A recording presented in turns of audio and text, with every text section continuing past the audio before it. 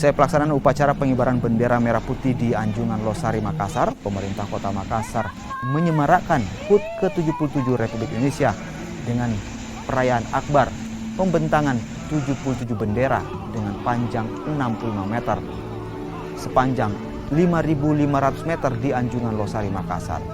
Pembentangan bendera ini dilakukan oleh personel gabungan dari Dinas Perhubungan Kota Makassar, Dinas Pemadam Kebakaran, Satpol PP Makassar, dan personel dari BPBD Makassar.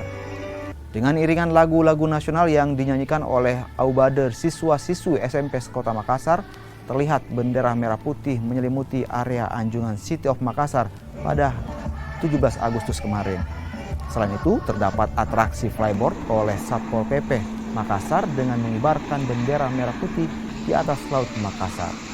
Warga pun begitu antusias melihat perayaan ini.